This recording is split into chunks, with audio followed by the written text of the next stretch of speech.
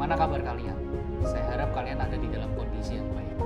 Teman-teman, kita sudah lama tidak mengadakan persekutuan Stadion Next Generation secara langsung. Oleh karena itu, pada tanggal 21 Mei jam 5 sore kita akan mengadakan persekutuan secara online menggunakan aplikasi Google Meet. Nah, oleh karena itu mari teman-teman bergabung, daftarkan diri kalian, isi form yang ada di bawah ini. Nah, teman-teman bisa nanti masukkan email, nomor telepon, dan biodata yang lainnya.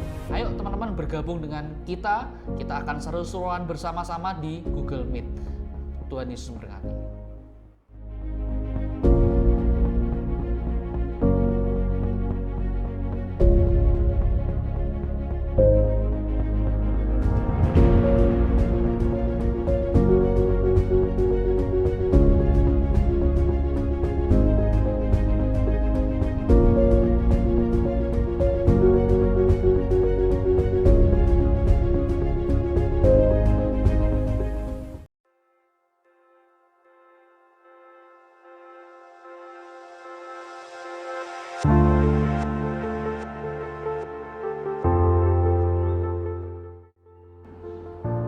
Halo teman-teman semua, gimana kabarnya seminggu ini?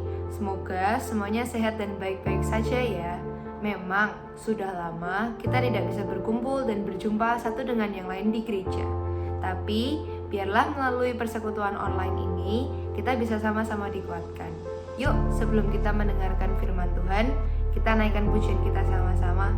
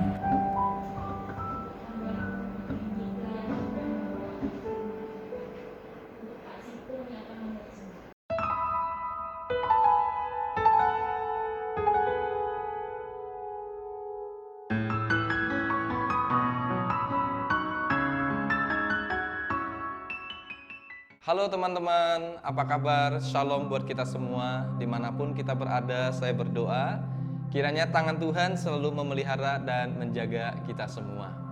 Nah teman-teman, pernah nggak kita dengar orang hidup dengan prinsip seperti ini? Kalau ada yang mudah, ngapain sih cari yang sulit? Kalau bisa ada yang nyaman, ngapain kita perlu cari yang susah? Misalnya, kalau kita bisa ngadem di ruangan ber-AC, ngapain kita perlu panas-panas di luar? Nah, kalau kita bisa punya internet yang lancar dan yang unlimited, ngapain kita masih pakai kuota? Apalagi yang ngadet-ngadet, yang sering kali ngehang, ya. Nah, teman-teman, secara umum kita bisa hidup dengan prinsip seperti ini, termasuk saya sendiri. Saya juga hidup dengan prinsip yang seperti itu. Pertanyaannya, salah enggak sih kita hidup dengan prinsip seperti ini? Saya rasa sih enggak ya. Hanya kita perlu hati-hati saja. Kenapa? Karena kenyamanan dan kemudahan seringkali membuat kita terlena. Kalau kita lupa kalau yang namanya penderitaan dan kesulitan hidup selalu menjadi bagian daripada kehidupan kita. Ini sebenarnya sesuatu yang wajar, sesuatu yang normal. Namun jika kita tidak hati-hati, kita selalu mengutamakan kenyamanan dan kelancaran hidup, kita bisa jadi tidak siap menghadapi kesulitan dan penderitaan ketika datang menghampiri hidup kita. Akhirnya sangat mudah sekali kita menjadi orang yang mudah putus asa dan kecewa. Jadi teman-teman, hal pertama yang perlu kita pahami adalah suka enggak suka yang namanya kesulitan dan penderitaan akan selalu ada dalam hidup kita. Seperti siang dan malam datang silih berganti, demikianlah suka dan duka itu selalu ada. Itu bukan sesuatu yang aneh, bukan sesuatu yang tidak wajar.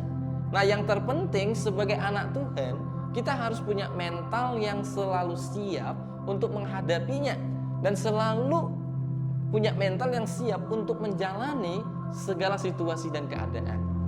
Nah, tentu saja bukan hanya sekedar siap menghadapinya, tetapi juga mampu untuk menjalaninya dengan baik dan benar. Nah, teman-teman, Ayub adalah salah satu tokoh yang menurut saya siap menghadapi penderitaan hidup dan juga dapat menjalani penderitaan hidupnya dengan baik dan benar. Alkitab memberitahu kita Ayub adalah seorang yang saleh. Dia adalah seorang yang jujur dan takut akan Tuhan. Artinya ia adalah seorang pribadi yang memiliki kualitas kerohanian dan karakter yang luar biasa. Selain itu, Ayub juga adalah seorang yang sangat kaya. Punya keluarga yang baik, punya perusahaan, punya karyawan yang banyak. Bahkan ia masuk dalam daftar orang terkaya di wilayah timur pada zaman itu. Namun siapa sangka teman-teman, dalam sekejap mata kehidupan Ayub yang dulunya terang benderang sekarang diliputi oleh kegelapan yang sangat pekat. Iblis datang menggocok dan mencobai hidup Ayub. Iblis merampas segala sesuatu yang dimiliki oleh Ayub. Dan dalam satu hari Ayub kehilangan semua yang dia miliki. Ia kehilangan anak-anaknya, kehilangan harta kekayaannya, bahkan termasuk kesehatannya sendiri. Satu-satunya anggota keluarga yang tersisa yang harusnya menjadi kekuatan dan penghiburan bagi Ayub adalah istrinya. Namun istrinya pun tidak bisa ia harapkan. Istrinya justru menertawakannya dan menyuruhnya untuk mengutuki Allahnya. Itu bisa kita lihat di ayat yang ke-8 di sana dikatakan, masih bertekunkah engkau dalam kesalahanmu? Kutukilah Allahmu dan matilah, kata istrinya. Ayub bukan hanya kehilangan harta kekayaan dan keluarganya saja. Sahabat yang terbaik dan terdekat pun tidak bisa diharapkan dan diandalkan. Para sahabat terdekat Ayub ya, yang tercatat di dalam pasal 2 ayat 11 sampai 13 di sana dikatakan, ya, ada Elifas, Bildad dan Zofar. Ketika mereka mendengar Ayub mengalami malapetaka yang besar itu, mereka datang untuk mengucapkan belasungkawa dan menghibur Ayub. Namun ketika mereka datang, mereka pun tidak bisa berbuat apa-apa. Firman Tuhan mencatat, mereka hanya bisa duduk terdiam selama 7 hari 7 malam bersama dengan Ayub. Artinya apa? Artinya mereka melihat malapetaka Ayub ini terlalu besar dan mereka juga tidak sanggup untuk menolongnya. Tidak masalah sebenarnya. Yang menghancurkan hati Ayub adalah ketiga sahabat karib Ayub ini justru datang untuk menuduh Ayub melakukan hal yang tidak benar, melakukan hal yang jahat, hal yang berdosa kepada Tuhan. Mereka tidak menghibur dan menguatkan Ayub, melainkan menghakimi Ayub. Teman-teman, di tengah segala kehilangan dan penderitaan Ayub, apa yang masih tersisa di dalam hidupnya? iman dan kesalehannya di hadapan Tuhan. Ia tetap sujud menyembah di hadapan Tuhan dan mengembalikan segala hormat dan pujian dan kemuliaannya kepada Tuhan. Di dalam Ayub pasal 1 ayat 20 sampai 22, firman Tuhan berkata, "Maka berdirilah Ayub lalu mengoyakkan jubahnya dan mencukur kepalanya.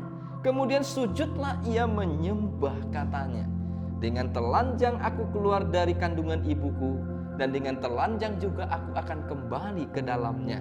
Tuhan yang memberi, Tuhan yang mengambil, terpujilah nama Tuhan." Ayat yang ke-22, dalam kesemuanya itu Ayub tidak berbuat dosa dan tidak menuduh Allah berbuat yang kurang patut. Pertanyaan selanjutnya yang perlu kita renungkan adalah, sebenarnya apa sih yang membuat Ayub bisa bertahan dalam iman dan kesalehannya di hadapan Tuhan? Padahal pencobaan atas hidupnya begitu berat dan mengerikan. Jawabannya adalah 3P. P yang pertama adalah pengenalan, yang kedua adalah pengharapan, dan yang ketiga adalah perspektif atau cara pandangnya di dalam Tuhan. Ayub sepenuhnya kenal siapakah Tuhan itu. Ayub tahu betul dia sebenarnya siapa yang sebenarnya berkuasa atas hidupnya. Bukan setan, bukan keadaan, bukan dirinya sendiri, melainkan Tuhan yang ada di sorga. Ayub juga tahu apa yang seharusnya menjadi pengharapan dalam hidupnya. Bukan materi, melainkan pribadi Tuhan. Selanjutnya, Ayub juga paham Allah adalah pribadi yang baik. Ia senantiasa layak dipuji, disembah, dan dimuliakan. Tidak ada perbuatan Tuhan yang salah atas hidupnya, termasuk ketika ia mengizinkan penderitaan dan kesulitan itu menghampiri hidupnya. Nah, teman-teman yang dikasihi Tuhan, pengenalan Ayub akan Tuhan, pengharapan Ayub di dalam Tuhan, dan perspektif Ayub terhadap Tuhan, itulah yang menjadi dasar bagi iman, kesalehan, dan hati Ayub yang takut akan Tuhan. Sehingga ketika ia harus berhadapan dengan situasi yang sulit, tidak ada satupun yang sanggup menghancurkan hidup Ayub. Nah, teman-teman, sampai di sini kehidupan Ayub memberikan kita sebuah gambaran yang jelas tentang realita kehidupan kita sebagai manusia. Sebagai manusia, siapapun kita, boleh-boleh saja kita memiliki uang yang banyak, punya perusahaan yang besar, punya karyawan yang banyak, kaya, makmur, sehat, punya keluarga yang baik, punya keluarga yang mapan secara ekonomi, punya sahabat yang dekat, atau seperti sekarang ini kita punya follower medsos yang banyak, kita punya prestasi sekolah yang cemerlang. Tidak apa-apa kita memiliki semuanya itu, tetapi ingat, semuanya itu hanyalah materi dan fana. Tidak ada satupun yang bisa dijadikan sebagai sandaran dan pengharapan hidup kita. Kita harus sadar, sampai pada suatu masa, segala sesuatu yang kita miliki dari dunia ini akan hilang. Kalau bukan ia meninggalkan kita, kita akan mati meninggalkan semuanya. Dan pada hari kesusahan itu, selain Tuhan, tidak ada satupun yang sanggup menolong dan menyelamatkan kita. Dan pada saat-saat seperti itu, hanya pengenalan kita akan Tuhan, hanya pengharapan kita di dalam Tuhan, dan hanya cara pandang kita yang benar terhadap Tuhan yang akan berguna, yang akan sanggup untuk menopang dan menyelamatkan kita. Oleh sebab itu, teman-teman, 3P ini sangat penting. Pengenalan kita akan Tuhan, pengharapan kita di dalam Tuhan, dan perspektif kita yang benar terhadap Tuhan harus menjadi fokus dan perhatian utama hidup kita. Kita mungkin boleh kehilangan segala sesuatu, namun kita tidak boleh kehilangan ketiga hal ini. Seperti hari-hari terakhir ini, kita semua mengalami masa yang sulit. Pandemi COVID-19 menggoncang seluruh dunia dan mendatangkan banyak sekali kesulitan dan ketidakmudahan dalam hidup kita.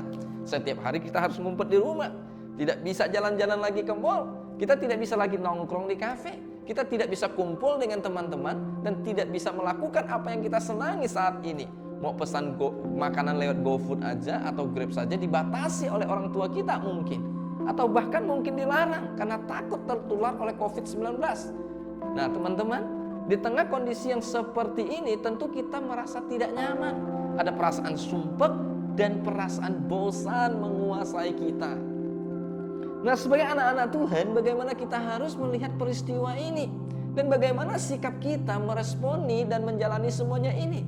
Apakah kita mampu menjalaninya dengan baik? Dan apakah kita mampu mempertahankan iman dan kesalehan hidup kita di tengah situasi yang sulit seperti ini? Atau justru sebaliknya, di masa pandemi ini kita banyak mengeluh, kita banyak jengkel, bahkan kita marah sama Tuhan karena Dia telah merampas kesenangan dalam hidup kita. Jangan teman-teman, marilah kita belajar dari Ayub, miliki pengenalan yang benar akan Tuhan, tanamkan pengharapan yang kokoh di dalam Tuhan, dan punya perspektif yang benar tentang Tuhan. Tetaplah hidup sebagai orang beriman, pertahankan karakter dan kerohanian kita yang baik, dan selalu hidup bersyukur dan mengandalkan Tuhan. Amin. Tuhan Yesus